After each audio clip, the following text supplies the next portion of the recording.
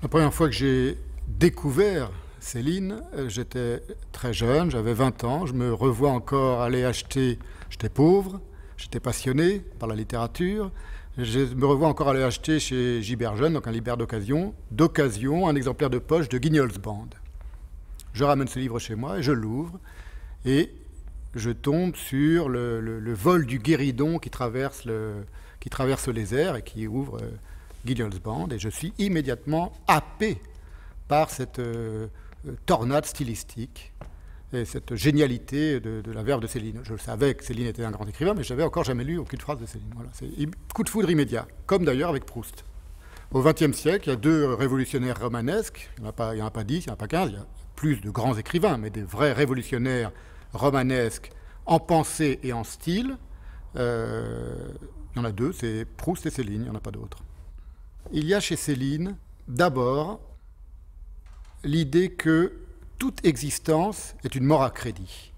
C'est-à-dire, c'est quelque chose, bon, il a cette révélation-là dans Les Tranchées en 14, mais c'est quelque chose qui vient de très loin chez lui. Il est très angoissé par la mort, dès son adolescence, on voit ça dans sa correspondance, et surtout, c'est relativement banal d'être angoissé par la mort, mais surtout, il est convaincu que le bavardage ne sert qu'à masquer cette fatalité absolue et atroce.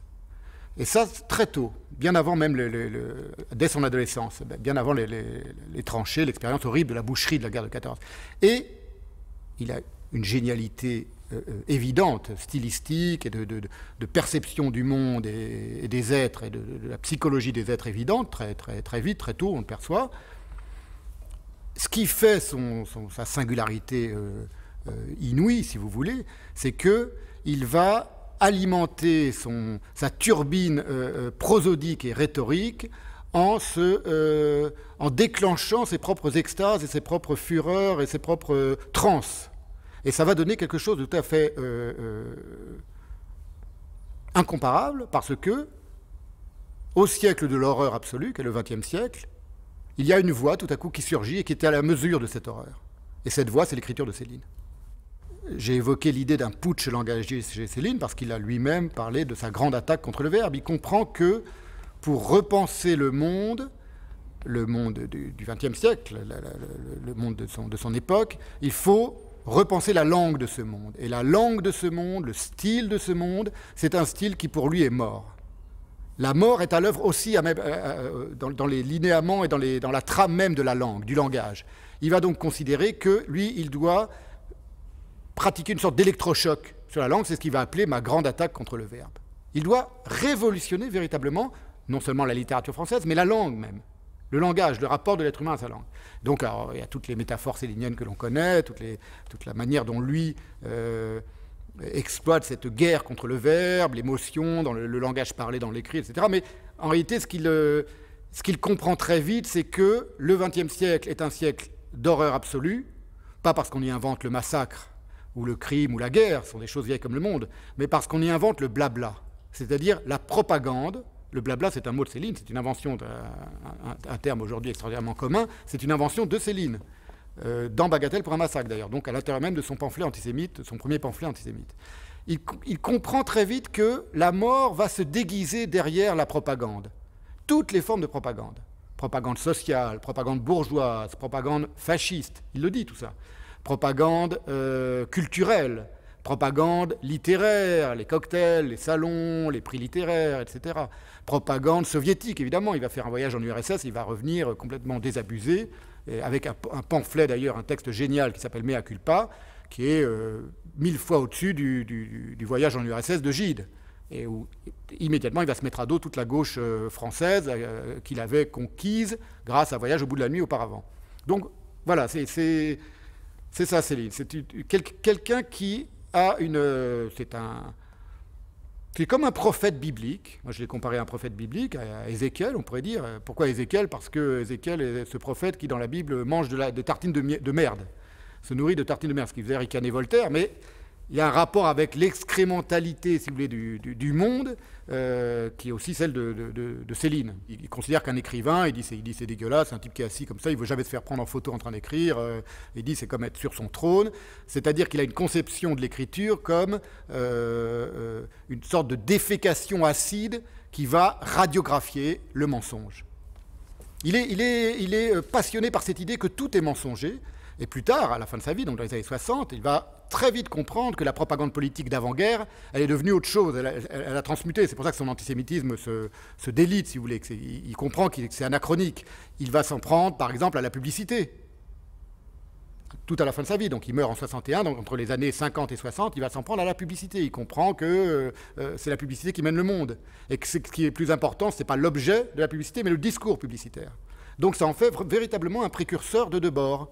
Il envisage, bon il va mourir assez tôt, en 61, mais il envisage déjà le surgissement de la société du spectacle, avec beaucoup de lucidité. Il revient à Meudon après l'exil que l'on connaît, au Danemark, en 51, et alors il devient évidemment un sujet de curiosité intense, les photographes, les intervieweurs viennent le voir, les télévisions, et il est confronté à la technique, à ce que lui appellera la frigidité de la technique. En particulier dans son pamphlet hilarant qui s'appelle Entretien avec le professeur Y. Et il comprend d'une part que ce sont de nouveau des machines frigides, c'est lui qui le dit, à blabla. La radio, le magnétophone, la télévision, bon, il n'y a pas encore de magnétoscope à l'époque, mais enfin, ce sont pour lui des machines à blabla, c'est-à-dire c'est des machines qui servent la propagande du monde. Et la radio, il écoute beaucoup la radio, il parle du salon de l'auto, il parle de la machine à laver, etc. Donc vous voyez, il est très au fait de choses qui sont devenues notre quotidien, mais dont lui perçoit la portée idéologique.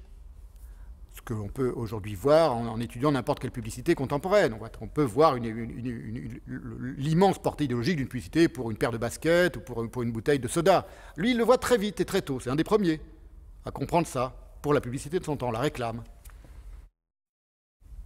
Pourquoi Voyage au bout de la nuit est un chef-d'œuvre qui fait éruption comme ça dans l'histoire littéraire et qui impressionne absolument tout le monde? En partie parce que Céline n'y dévoile pas seulement l'écœurement qu'il a eu de participer à la Première Guerre mondiale, mais il trace un tableau du devenir planétaire des humains de son époque, donc de la première moitié du XXe siècle, où il perçoit une sorte de cohérence de l'horreur, cohérence du mal. C'est un livre sur le mal, Voyage au bout de la nuit, ça veut bien dire ce que ça veut dire, et où tout est cohérent pour lui entre des univers qu'on avait l'habitude de dissocier, que ce soit l'Afrique, l'Afrique de l'empire colonial, que ce soit la Première Guerre mondiale, évidemment, les tranchées, l'Afrique, New York, donc le capitalisme américain, la pauvreté, le vice, le monde du prolétariat, le monde du crime, etc. Donc le monde de la petite mafia. Il comprend que toute la planète est en train de basculer dans un immense charnier. C'est pour ça qu'après Voyage au bout de la nuit, il écrira Mort à crédit, et que ce qui règne sur le monde, c'est à la fois le mal et la mort. Alors, c'est une révélation qu'il a dans les tranchées, mais il va comprendre que la manière dont le globe, la planète, parce que c'est vraiment un roman planétaire, Voyage au bout de la nuit, s'organise, se recompose, se reconfigure après cette première déflagration mondiale. C'est inédit dans l'histoire des hommes, une guerre mondiale quand même, c'est la Première Guerre mondiale. Il comprend que ça se reconfigure d'une manière infiniment mensongère. C'est pour ça que Voyage au bout de la nuit est écrit déjà dans une petite musique célinienne, qui n'est rien à côté de ce qu'on va connaître après, mais qui est déjà d'une innovation absolue. Parce que c'est aussi une question de langue, question de langage. Je dois préciser que je suis juif. Je suis le petit-fils d'émigrés juifs de Pologne qui sont venus avant-guerre en France. Mes ancêtres étaient des chassidim, des gens très pieux, et j'aime infiniment ma religion, j'aime son livre, la Bible, j'aime sa langue, l'hébreu, j'aime ses rituels, j'aime ses coutumes, j'aime sa pensée, et j'aime sa mystique. Voilà. Et je suis écrivain. Et donc, m'intéressant à mon art, je me suis adonné à la littérature à la fin du XXe siècle, puisque je suis né en 1903, j'ai décidé d'étudier mes précurseurs. Et je vous l'ai dit tout à l'heure, mes précurseurs en langue française, il y en a principalement deux, si vous voulez, il y a deux sommets, l'Everest et l'Himalaya, c'est Proust et Céline, qui me passionnent, tous les deux. J'ai consacré à chacun un essai. Dans le cas de Proust, bon, les choses vont de soi, si j'ose dire, mais dans le cas de Céline, il y a un petit hic, quand on est la personne que je viens de vous décrire, c'est que Céline était évidemment entrée aussi dans l'histoire de la littérature et l'histoire culturelle comme étant un antisémite hyperbolique. J'ai voulu comprendre ça. J'ai voulu comprendre comment fonctionnait son antisémitisme. Je n'ai pas eu besoin d'être convaincu de son génie. J'ai adoré cet écrivain dès que j'ai commencé de le lire. En revanche, je n'ai pas lu tout de suite ses pamphlets antisémites. Ils n'étaient pas facilement disponibles sur le marché, et je ne voulais pas aller les acheter dans une librairie fasciste, les donner 400 francs, à l'époque c'était en francs, à un antisémite ou un fasciste. Donc voilà, je me suis débrouillé pour les avoir en photocopie, et je les ai découverts à un certain moment, et je me suis aperçu... Alors d'abord, je dois dire, oui, qu'avant de lire les pamphlets antisémites de Céline, j'avais une méthode de lecture et d'étude de ces écrivains que j'aimais, Proust et Céline, qui est fortement influencée par la manière juive de manipuler les textes. Une lecture profondément talmudique, c'est-à-dire qu'on considère, c'est une des lois de la pensée juive, que c'est la lettre qui doit juger la lettre. Et qu'on ne peut interpréter un écrivain digne de ce nom, un romancier dont on peut parler sans rire, comme disait Nabokov, que à la lumière et à l'aune de ses propres textes. Dans le cas de Céline, ça implique tout simplement que lui-même, après être passé par une période de furie, et de fièvre obsidionale et paranoïaque grandiose et terrifiante, antisémite, a compris ce qui lui était arrivé. Il a compris pourquoi il avait eu besoin de se mettre lui-même, presque volontairement, quasi volontairement, en transe. D'une certaine manière, pour se guérir de ce qu'il y avait encore en lui de résidus de crédulité et de croyance en la propagande. Il y a chez Céline, comme chez beaucoup d'antisémites, un fonctionnement inversif, c'est-à-dire une relation en miroir aux juifs, assez typiquement paranoïaque, donc une inversion de toute la vérité du judaïsme, que ces gens-là ne connaissent pas, les antisémites ne savent rien sur le judaïsme ni sur les juifs, ils ont un fantasme de ce qu'est le juif, et cette inversion dégénère très vite, ça c'est vrai de tout antisémitisme, en aversion, en haine. Voilà. Ça va avoir lieu chez Céline, d'une manière tout à fait classique. Ce qu'il y a de tout à fait inouï et singulier chez Céline, c'est qu'il va dévoiler le poteau rose dans ses pamphlets antisémites. Il va mettre à nu le délire absolu de fureur qu'est l'antisémitisme. Et ça va beaucoup déplaire aux antisémites officiels, à savoir quasiment tous les autres écrivains de son temps. Tout le monde est antisémite, tous les contemporains de Céline, il faut le savoir, sont antisémites en même temps que lui. Claudel, Bernanos première période, Claudel première période, Monterland, Jouandeau, Drieux, Gide, Bernanos première période, Blanchot première période, Morand, qui restera lui antisémite toute sa vie lui aussi, et quasiment tous. La France, disons les choses comme elles sont, est un pays traditionnellement très xénophobe et très antisémite. Ça ne date pas d'hier. Les écrivains, y compris les grands écrivains français, depuis Voltaire mais même avant, sont quasiment tous au moins un petit peu traversés par des clichés antisémites. Vous prenez Balzac, la Comédie humaine, il n'y a que ça, des clichés antisémites. Pareil chez Baudelaire, pareil chez absolument tout le monde. Au XXe siècle, on a finalement assez peu d'écrivains qui vont revenir sur l'antisémitisme. Claudel et Bernanos, en partie à cause de la tentative d'extermination des Juifs d'Europe et de l'horreur que ça va leur révéler. Blanchot, voilà, qui lui a eu véritablement honte de ce qu'il avait écrit avant-guerre. C'est à peu près tout. Les autres, Morand restera antisémite, Gide, bon, il n'en parlera plus, ils en auront un peu honte après, mais enfin, pas au point de méditer leur propre antisémitisme ou leur propre relation aux Juifs. Et Céline, qui est encore un cas à part. C'est-à-dire qu'il ne cessera pas véritablement d'être antisémite, mais en revanche, il va être déniaisé. Il va être déniaisé sur ce qui lui est arrivé, sur sa propre fureur. Et il va comprendre, il le dit à ses correspondants à partir de 45, 46, 47. Il dira même à certains moments, j'ai été pris par la fièvre politique, c'est une imbécilité, l'antisémitisme ne sert que la police, que la domination. Donc il va devenir très lucide. La question que moi je me suis posée quand j'ai écrit Céline seule, c'est pourquoi il est devenu antisémite. Qu'est-ce qui s'est passé? C'est vrai que Céline ne s'est jamais ni excusé, ni n'a jamais considéré qu'il avait eu tort d'être antisémite. Le maximum où il soit allé, c'est par exemple dans une interview en 1951 avec Zbinden à la radio suisse, où il a dit peut-être que je me suis trompé, il faudrait qu'on me le démontre, peut-être que j'ai accablé une secte qui n'était pas si déméritante que je l'ai dit. Oui, bon, quand on est quelqu'un comme Céline, à savoir quelqu'un d'absolument singulier, un génie littéraire, une personnalité absolument inédite, on ne se répand pas en moraline, comme disait Nietzsche. Donc c'était pas quelqu'un qui allait faire son mea culpa, il l'avait fait un petit peu avant, c'était le titre d'un de ses pamphlets, mais enfin, c'était pas le genre, si vous voulez. De même, ça n'a pas été le genre de Heidegger de dire qu'il n'aurait pas dû adhérer au parti nazi. Bon, ce sont des gens exceptionnels, ils se comportent de manière exceptionnelle. Ce ne sont pas des gens, ils ne sont pas dans l'humanisme, l'humanisme mou. Voilà. C'est pas ça qui est important, on s'en fout. Ça pourrait être un criminel absolu si c'est un génie littéraire. Moi, ce qui m'intéresse, je m'en fous que Shakespeare ait violé 40 nonnes et massacré 50 enfants. Vous voyez, si c'est Shakespeare, c'est Shakespeare. Voilà, soyons clairs. Donc, dans le cas de Céline, en effet, il ne s'est jamais excusé. Il n'avait pas à s'excuser d'ailleurs. S'excuser auprès de qui? Bon.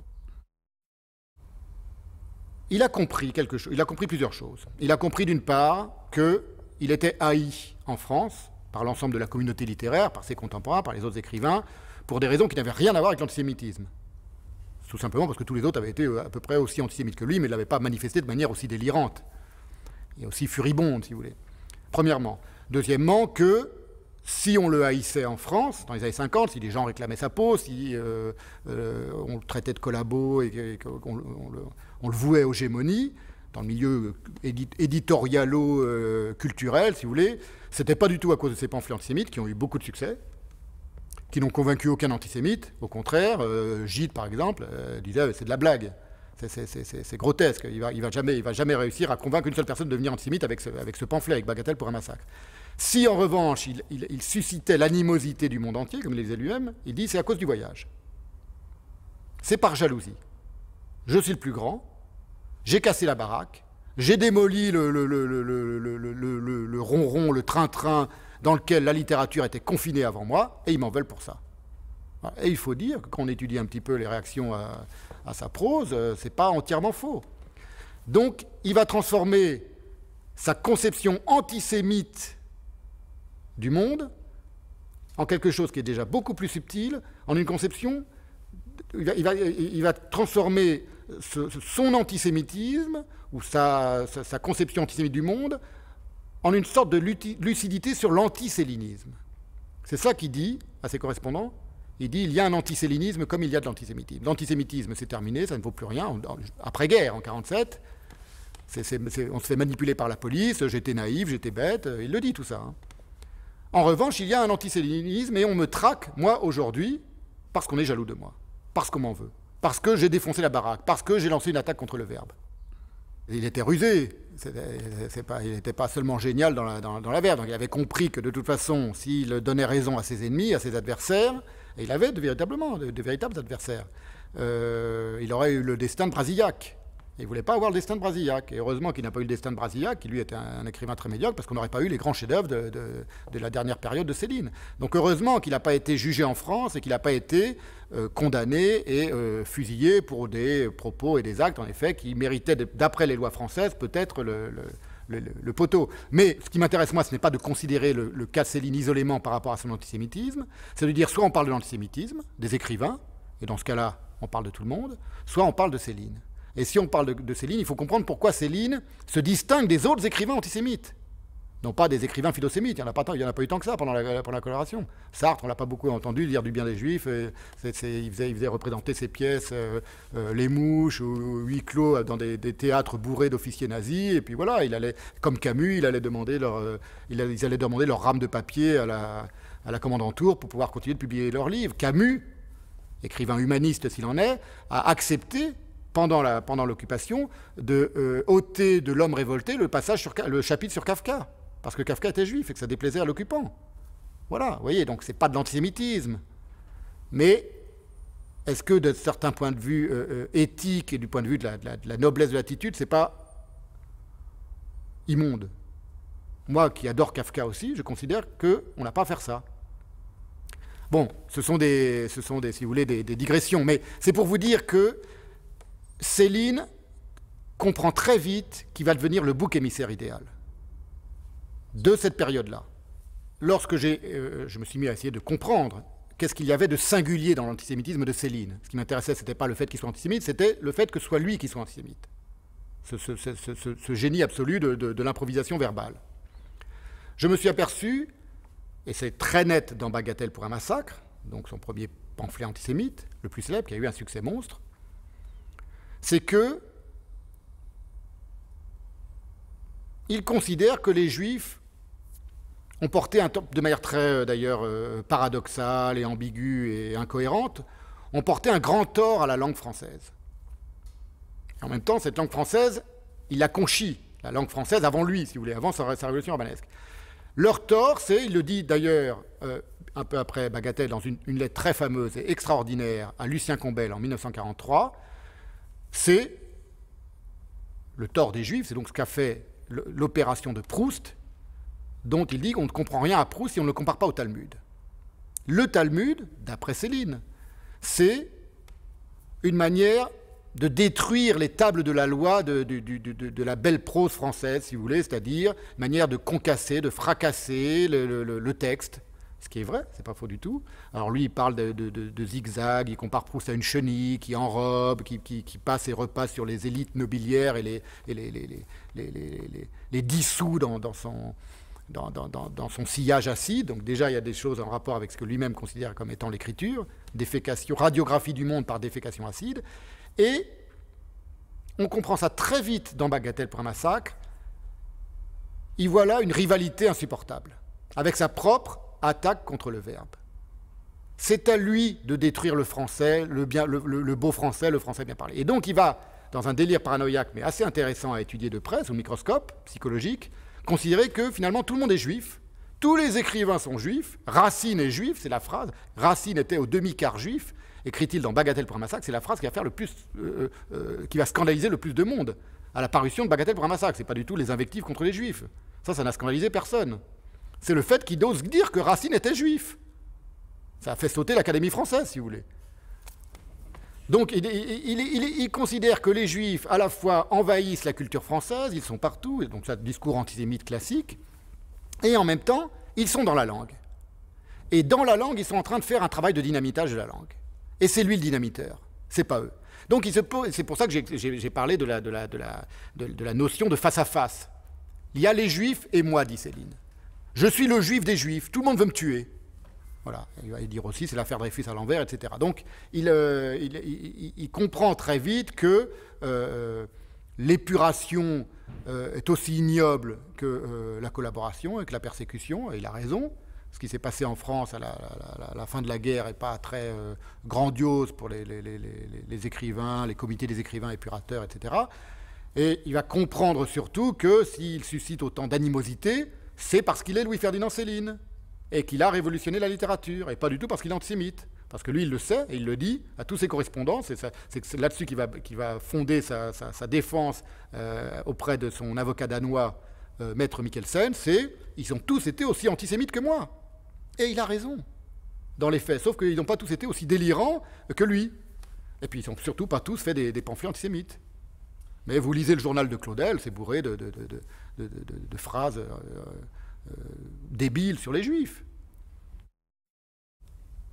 Il faut savoir que le judaïsme, c'est non seulement la religion du livre, de la Bible, mais c'est la religion du commentaire. C'est-à-dire que les textes les plus sacrés pour les juifs sont des textes qui, indéfiniment, interprètent, c'est une religion passionnément herméneutique, interprètent dans des exégèses infinies et merveilleuses leur texte, la Bible. Et sous une forme qui n'a rien à voir avec la logique occidentale. Et il n'y a pas de temps, il n'y a pas de temporalité. On peut prendre un verset à un endroit de la Bible et le faire commenter ou interpréter ou comprendre par un autre verset à un tout autre endroit de la Bible qui n'a plus aucun rapport l'un avec l'autre. On est dans le texte, on nage dans le texte. Ce qui compte, c'est le mot à mot. Ça, c'est quelque chose qui a beaucoup dérangé les esprits rationalistes de tous les temps. Napoléon, déjà disait, c'était un texte, le Talmud, alors, il avait dû lire de mauvaises traductions, mais peu importe, c'est un texte absolument indigeste, c'est incompréhensible, c'est un fatras, c'est un cloaque d'absurdité. Tout le monde, le peu de gens qui se sont exprimés sur l'art du commentaire juif ont été dégoûtés, écœurés. Il y a une seule exception dans l'histoire de la pensée et de la littérature, c'est Pascal. Blaise Pascal, qui lui a découvert un recueil d'ailleurs de textes antisémites qui voulait démontrer que les Juifs étaient d'affreux tortionnaires du texte et qui faisait des traductions du Talmud. Et il dit ce sont des discours merveilleux, subtils, ésotériques, empreints de piété, etc. Donc voilà, c'est la seule exception dans l'histoire des gens qui ont eu accès à très petite dose à ce qu'était le Talmud. Donc la religion du livre, religion du commentaire, religion du tabassage de langue, si vous voulez, religion qui n'a rien d'aristotélicien. On n'est pas dans un rapport logique, cohérent et réaliste au texte. On est dans le texte, on est du texte. La grande idée du judaïsme, qui est inouïe, qui existe quasiment nulle part ailleurs, c'est que la Torah a été créée avant le monde.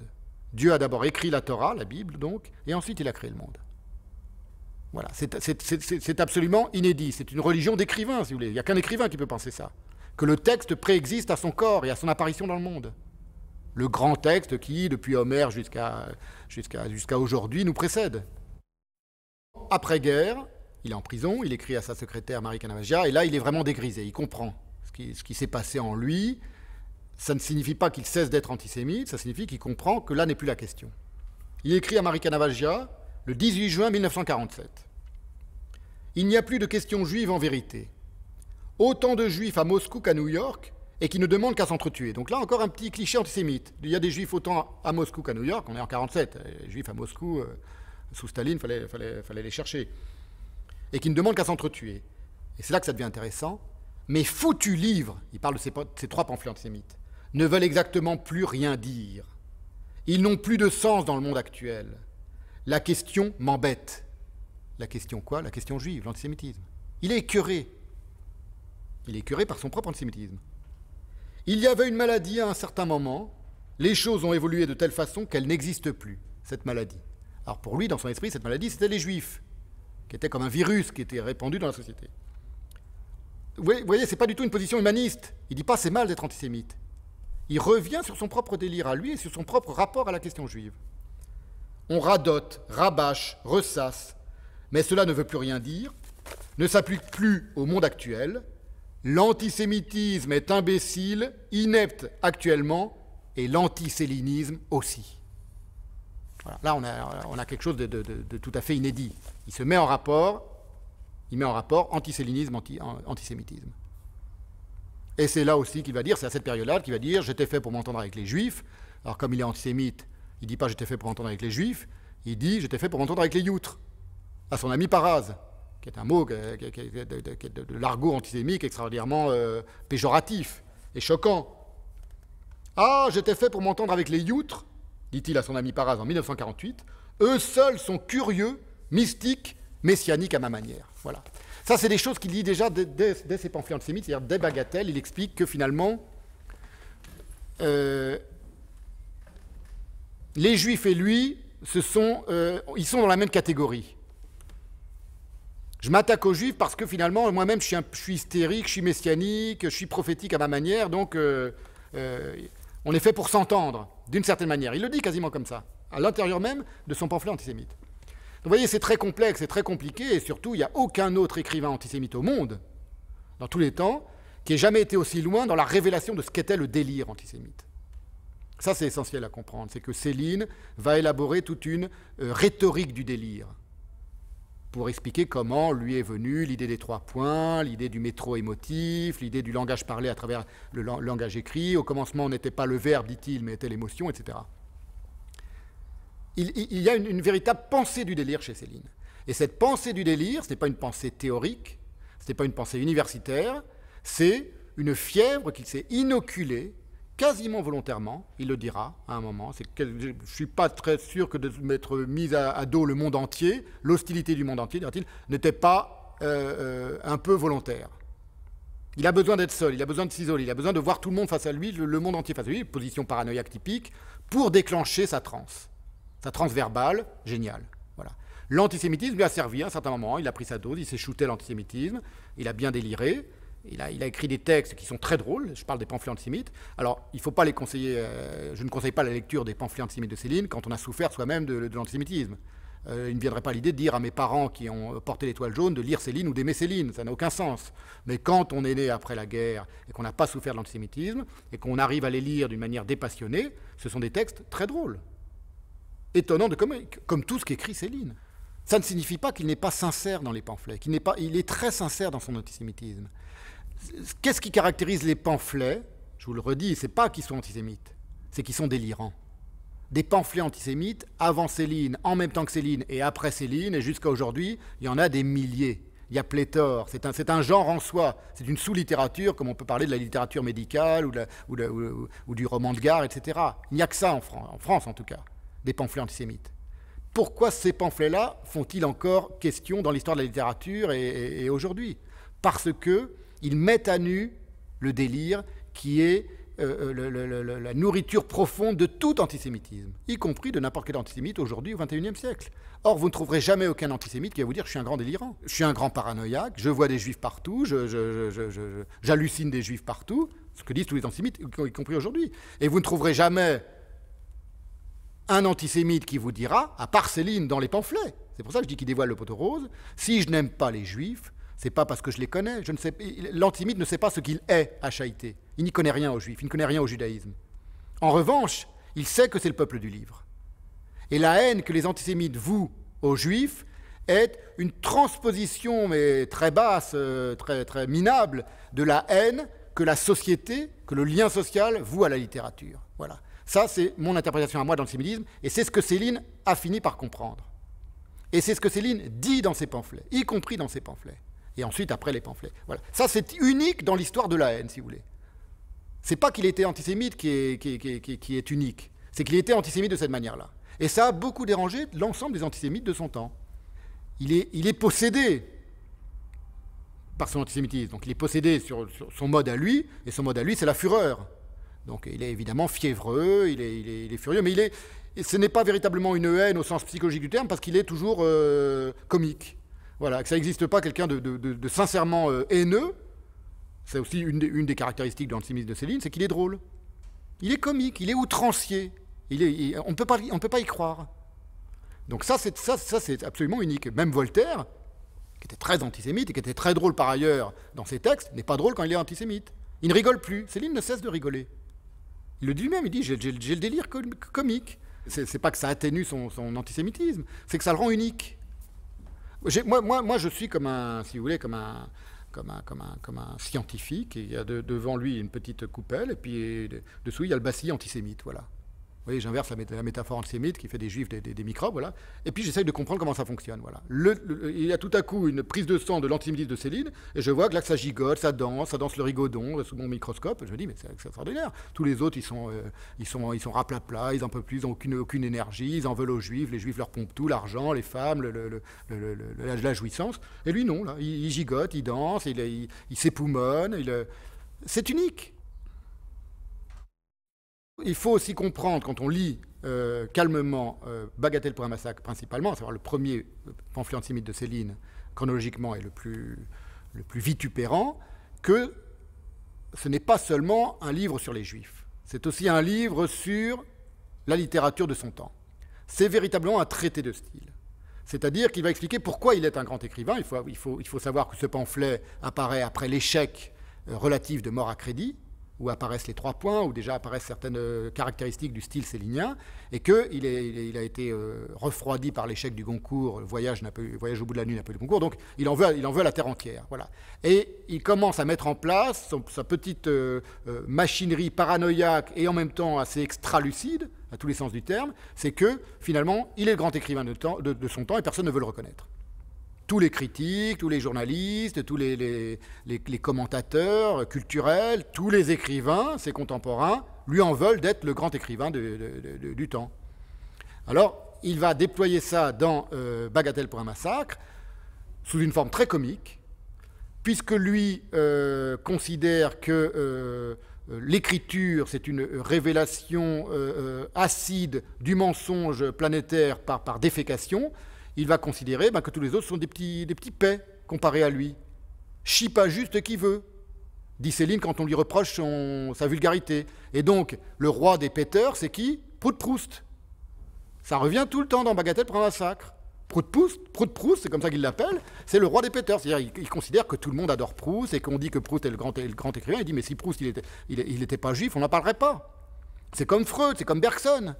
Personne n'en parlerait, c'est uniquement parce qu'ils sont juifs qu'on en parle. Le complot consiste à ce que tous les génies juifs, comparés à lui, si vous voulez, il étouffe sous les génies juifs, d'une certaine manière. Il va parler de Proust, il parle de Bergson, il parle de Freud, il parle d'Einstein dans Bagatelle, il n'en peut plus. Il dit, et moi je suis là et personne ne me voit. Tout le monde m'en veut, je suis le juif des autres. La révolution stylistique de Céline, elle n'est pas dans Bagatelle.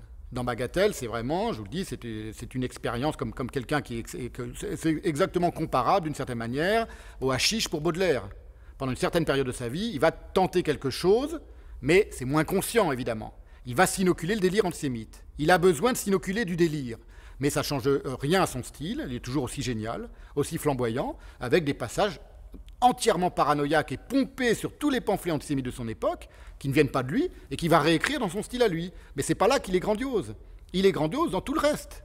C'est-à-dire qu'il est grossier, si vous voulez, et bête, et imbécile, et crétin, dès qu'il parle des Juifs, mais y compris dans Bagatelle, dès qu'il parle du reste, de la manière dont la société est corrompue, de la manière, il va raconter un voyage qu'il a fait en URSS et la visite d'un institut gynécologique qui est génial, qui est extraordinaire, où il parle du rapport entre la mort et la naissance, la maternité, la mort, c'est quelque chose de prodigieux. Dans Bagatelle pour un sac, là, il redevient le grand Céline, génial, profondément pessimiste, profondément drôle, et avec un style déjà volcanique.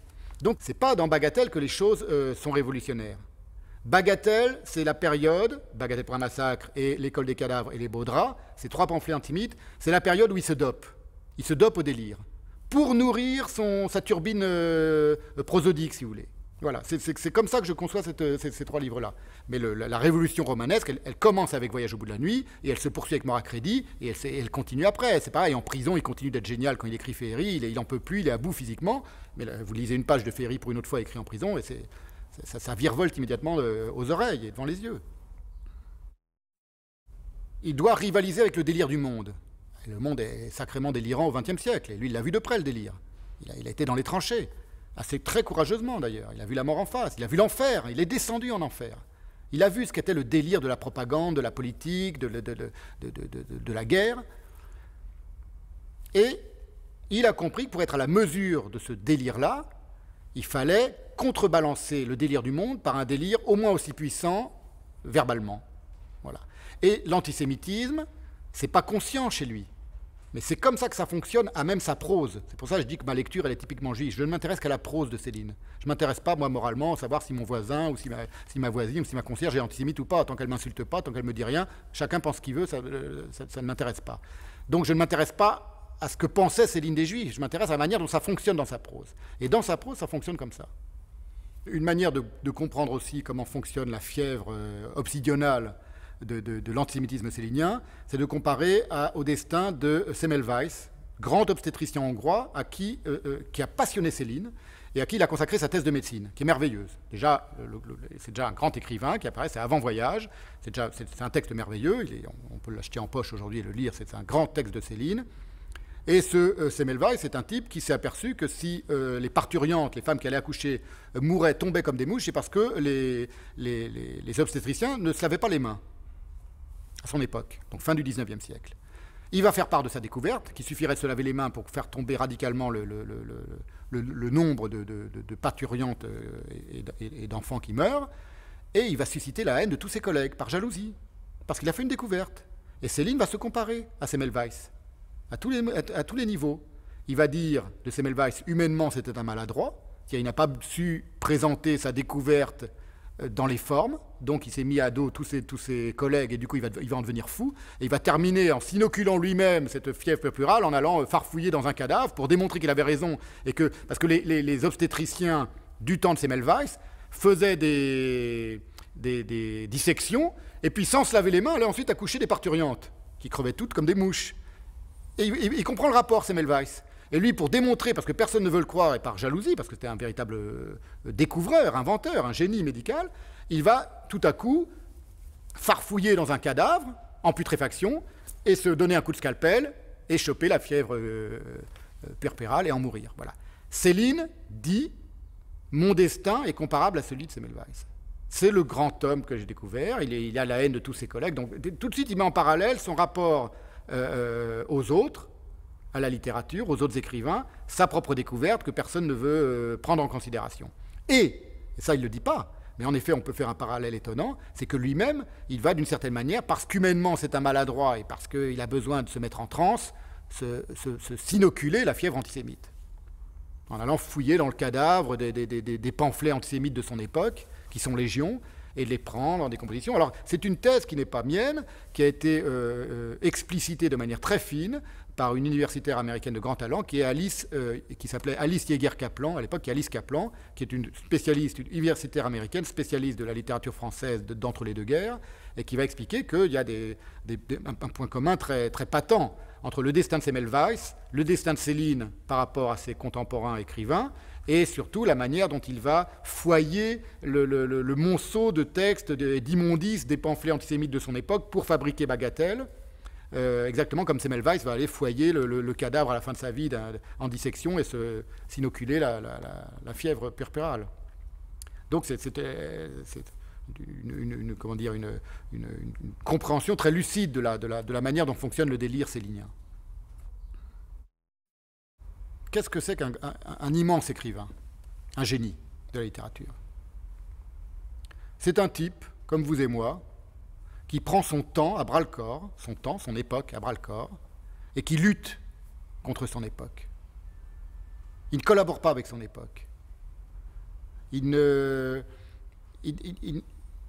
fait pas confiance à son temps, à son époque. Voilà. Céline, c'est quelqu'un qui va être confronté à l'une des pires époques de l'histoire des hommes, le XXe siècle, commençant la première moitié du XXe siècle, 2 guerres mondiales, et qui va, par une puissance démonique, non pas démoniaque, mais démonique, géniale, inouïe,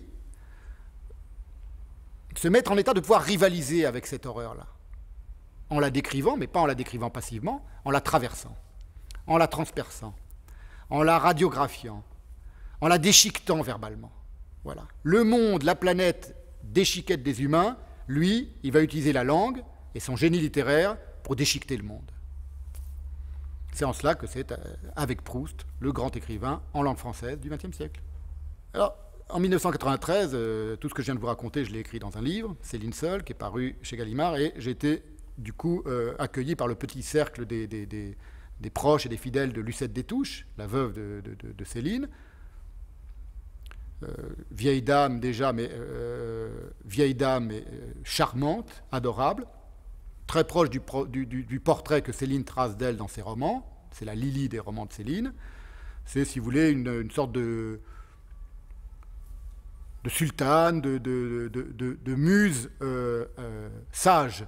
Voilà, quand on la rencontre, j'ai été invité à Meudon, là où a vécu Céline, à dîner avec le petit cercle des fidèles de Lucette Détouche, et j'étais déjà assez enthousiaste, assez passionné par la question Céline, et donc je commence à expliquer en quoi consistaient mes thèses, mes théories, et ce que j'avais écrit dans mon livre, à Lucette Détouche et à l'Assemblée. Et puis je commence à m'échauffer, à parler des rapports entre Céline et la Bible, Céline et les prophètes, etc. Et puis à un moment, j'entends d'une oreille, pendant que je parle, Lucette, qui se tourne vers sa voisine, et qui lui dit, comme ça, et Louis me le disait déjà, il n'y a que les Juifs qui me comprennent. Alors, j'étais pas venu pour rien. Et moi, je me complais dans mon rôle de l'avocat du diable. D'abord parce que, en bon juif, j'aime bien le diable, d'une certaine manière. Chez les juifs, dans le judaïsme, il n'a pas le rôle absolument abject et adversaire qu'il a dans le catholicisme. Et donc, je ne me vois pas en président d'un tribunal condamnant Céline. Mais si on me demandait mon avis en tant qu'avocat du diable dans le procès Céline, je dis acquittement immédiat. Pourquoi? Parce que c'est un génie, mon honneur. Et vous, non. Vous qui faites le procès de Céline, vous n'êtes pas des génies. Voilà, donc acquittement immédiat. Et puis il a tué personne, il n'a violé personne. Et là, c'est plus sérieux. Et surtout, il a fait 2 années de prison, 1 année et demie de prison au Danemark. Donc c'est-à-dire, il a payé pour des crimes culturels, si vous voulez, c'est-à-dire pour avoir écrit des choses abjectes. Donc il a fait son temps en prison, et il a assez dit. Et puis, heureusement, d'ailleurs, qu'il a été emprisonné, parce que ça lui a permis de renouveler sa conception des choses, et que ça n'a pas du tout interrompu son flot, sa verbalité absolument tumultueuse et que ça nous a donné des chefs-d'œuvre. Heureusement qu'il a été avec les collaborateurs qui s'est barré à Sigmaringen pour ne pas se faire zigouiller à Paris, parce que ça nous a donné les merveilleux romans de la fin, d'un château l'autre, Nord et Rigaudon. Vous voyez, donc tant mieux. Je dois dire que si je suis aussi à l'aise dans ma défense de Céline, c'est pour une raison très simple, et qui est assez singulière aussi parmi mes contemporains à moi, c'est que je n'ai pas un demi-gramme d'antisémitisme en moi. J'ai aucun problème avec cette question. Je suis juif et j'aime être juif, je suis heureux d'être juif. Il n'y a en moi aucun antisémitisme. Donc je peux m'occuper de Céline comme d'un papillon extraordinaire qui serait à la fois carnivore et qui serait capable de se métamorphoser de toutes les couleurs. Voilà, pour moi c'est une bête curieuse. Ce n'est pas un ignoble individu. La question morale ne m'intéresse pas. C'est vrai que Céline est l'image tout à fait proustienne du fait qu'il n'y a aucun rapport entre l'écrivain et l'homme. Voilà. Céline est une démonstration incarnée de la véracité de la théorie proustienne qu'entre un homme, ses rapports avec sa famille, avec la société, avec son milieu, et l'écrivain, il y a un abîme. Voilà. Donc c'est pour ça que d'une certaine manière, que pour bien comprendre et bien lire Céline, il faut aussi lire Proust, qui a beaucoup parlé de l'antisémitisme, de la fin du XIXe siècle, de l'affaire Dreyfus. C'est un des thèmes majeurs de la recherche du temps perdu. Il y a un leitmotiv qui revient dans Bagatelle, qui est très édifiant, c'est la rivalité avec Proust. Il comprend qu'il a un seul... Il le dira à la fin de sa vie, plus calmement et plus posément, mais il comprend qu'il a un véritable rival dans l'ordre de la subversion littéraire, c'est Marcel Proust, il n'y en a pas d'autre. Il comprend assez vite que en devenant qui il est, à savoir Céline, le Céline de Voyage au bout de la nuit et des textes qui vont suivre, il a rendu tous les autres illisibles, il le dit lui-même. Il a affadi entièrement tous les autres, tous ses contemporains. Ça, suffit de lire une page de Céline, et en effet, on a du mal après à rigoler ou à se réjouir en lisant du Gide, ou du Drieux-La Rochelle, ou du Jouando, ou du Giraudoux. Voilà, bon. Et il n'y en a qu'un autre qui fait cet effet-là, c'est Proust.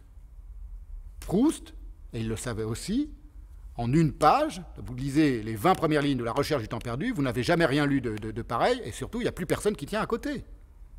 C'est terminé. Donc, ce sont, si vous voulez, ce sont des drogues dures.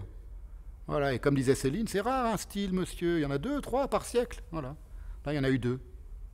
Il le dira à la fin de sa vie, sur un ton amusé, toutes ces histoires chez Proust, d'enculades, de garçons de bain, de cabines, etc. Il dit c'est pas ça le vrai truc. Il dit il avait un vrai carat de créateur, c'est son style, et il le reconnaît.